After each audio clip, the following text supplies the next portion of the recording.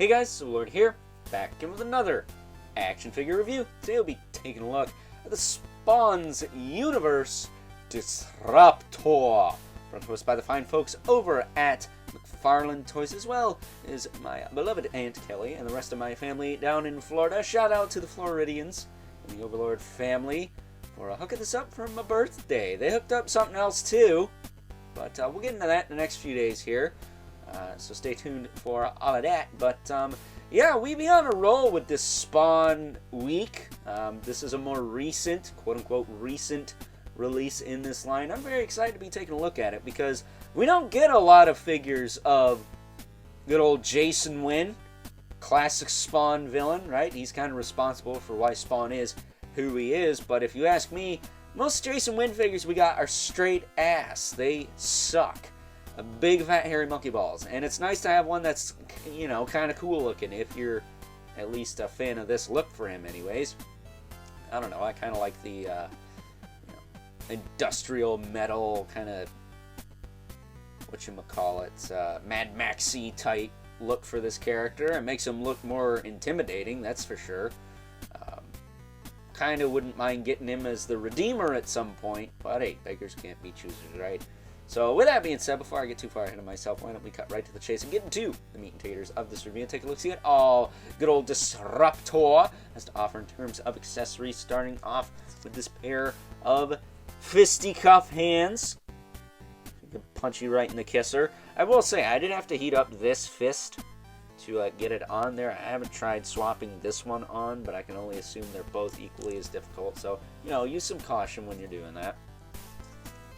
You'll also get a couple of necroplasm effects, and I can't help but feel that all these necroplasm effects and Spawn figures we've been looking at reminds me of the band Necrophagist. Anyone remember Necrophagist? Shout out to Muhammad from Necrophagist. He may not have, move like a butterfly and sting like a bee, but damn it all if he couldn't write some kick-ass technical death metal. Either way, fermented offal discharge. Amazing solo. Moving on. But you get these two cool effects. This one is my favorite. I like this crazy whoop-de-doo-dah one that kind of almost wraps around him when you get it in his hand correctly. You do have to pop the hand off to get this on, but it stays on there nice and tight. And then this one just kind of wraps around his other arm. On top of that, you do get this cool little base. I did have to heat mine. It's warped pretty good, but other than that, it works. It's fine. Gets the job done. Kind of looks like ice sticking up there, much like the Sin one we looked at the other day, but there you go. And that's your lot. Decent spread of accessories there for a McFarlane figure. He does also come with the hockey puck display stand we're used to seeing with all McFarlane Toys releases. Trademarked, by the way.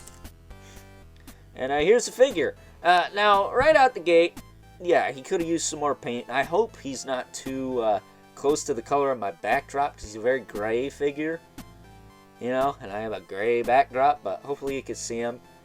If not, I apologize. I didn't think that through before I started recording, unfortunately, why I'm saying this now.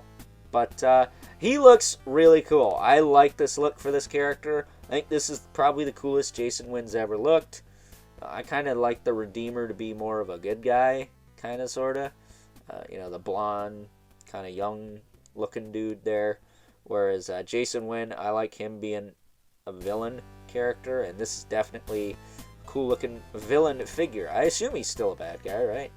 This modern era of Spawn that I am honestly not caught up on, so my apologies for my negligence on that. But he looks cool, needless to say. So as far as articulation goes, his head is on a double ball peg, and surprisingly decent range despite all the hindrances. He can look up a little bit, he can look down a little bit. It's going to be hindered by his crimson chin there, but he does have some tilt as well. And once again, don't screw with a double ball peg. You know, you can't compare a disc hinge to that. Can lift his arms up pretty good. He does have that rotator cap in there, so you can shift him forward and back a little bit. But you can rotate him back down. He's got a bicep swivel. It appears that the pauldrons are glued onto the shoulder. So be careful if you get, you know, a stuck bicep. Just be careful with it so you don't break anything. Luckily, I didn't have that issue with mine. He does have double elbow. Kind of chunky on the bottom one, but the top one's not too bad.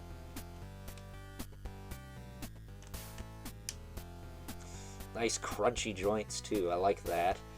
The wrists are on ball hinges. Nice big ball hinges, so you can move them all around and not have too many problems with that. As far as the torso goes, it's mostly just rotation, I would say. Grab them by his buttocks there, and you can really kind of shift them around. It looks like there's a cut here, but there isn't. I think he's just like that big tube, that big plastic tube going up through him. There's a lot of DC Multiverse figures that are like that. The Ghost Maker, the what is it? Is it Dark Knight Steel? Dark Knights of Steel or Knights of Steel?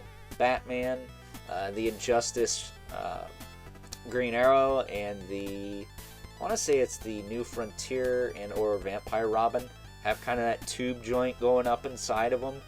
So you don't get a ton out of that, but it's fine. It's nice and tight at least. And really, he's just going to be standing there looking like a boss anyways, so, you know, that's fine. His hips can kick forward and back out pretty well. He can do the splits, like, despite having all this stuff going on, you can kick it out pretty good. He does have a little bit of a thigh cut. Or does he? Does he not have a thigh cut? Maybe he's got a little one. Let me try this side. Maybe this side's a little looser. Hold on. The bottom of this. I guess he doesn't have a thigh cut. I thought he had a little one. Oh, he does. Hold on. Hold the phone. No, that's the hip. Alright. So he does not have a thigh cut to speak of. Nope. Nothing there. And it is like the tiniest, like, it's millimeters, people. It is nothing to write home about. Alright. That's fine. I don't mind him not having that. But I had to check and see if he did. It's my job to do so. You clicked on this video for information, not tomfoolery. Although you're going to get that too. Get 2 for 1 here at Overlord Productions. He's got the tightest knee on the face of the planet. Holy crap. Oh. Oh, there you go. But you can get pretty good crunch out of that. And they're not too chunky. They're a little bit, but he is kind of bulky, so I guess he gets a pass. Jeez Louise. And then he does have the newer McFarlane ankle balls that are nice and clicky. There. They do have the hinge. They do have the rocker. And the toe joint. Which on mine is tight on both sides. Look at that. Only thing that isn't tight is this ankle is a little loose. But it's not loose enough. It's fine. It's good enough. So, there you go. I think one of my calluses burst on my finger. I might have got blood on this figure. But there you go. I added some paint. Au naturel. You know what I'm saying? I'm sure somebody's going to find that gross. But you know what? I don't plan on getting rid of this. And last I checked, I don't have any contagious diseases. So it's really not that big a deal. You know, if I'm famous, maybe that would be complimentary to its value, you know? What am I talking about? I don't know. But I like this figure. I think he's fun. I think he's cool looking. And poses pretty well considering he's got this big, crazy looking trench coat thing going on, you know? So with that being said, I think it is time now that we move right along and take a look at some size comparisons. First up, here is good old Disruptor, aka Jason Wynn, alongside our regular for the old Spawn week, the Batman v Spawn 2-pack Spawn. I think it's pretty much a gold standard for a pretty solid, articulated, modern Spawn figure at this point, right? Then we also have his wave mate, the Reaper, who I took a look at, I want to say, yesterday. So check that out if you haven't already. Really appreciate it if you did. And Yeah, Disruptor, being from the Spawn Universe line, it's pretty tall, even amongst his peers here, so getting them out of the way. You can see just how tall he is compared to our two regulars. With Legion's brother Mandibilith, right there. And the infamous 11 Spawn, who both of which don't take up nearly as much real estate as our other two size comparisons, but that's okay. I'm not a fan of clutter myself, so this totally works for me. But as you can see, old Disruptor here, being from the Spawn Universe line, might be a little bigger than good old Al Simmons from the old Mortal Kombat. So with that being said, it's time now that we wrap things up. Some final thoughts.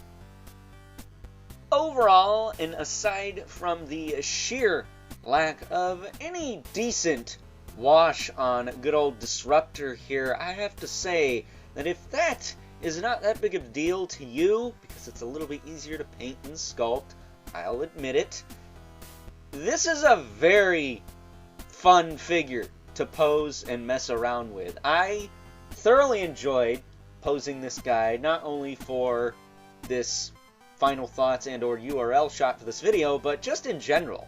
I think he's really fun. I think he's very, I don't know what you want to call it, poser friendly, if that makes any sense. And compared to the previous figures of Jason Wynn, at least the crap one from the 97 movie, a definite upgrade, at least for me, because I've only ever had the 97 movie version of Jason Wynn, and that thing was ass. So with that being said, I hope you guys enjoyed this review, and until next time, I'll catch you guys later.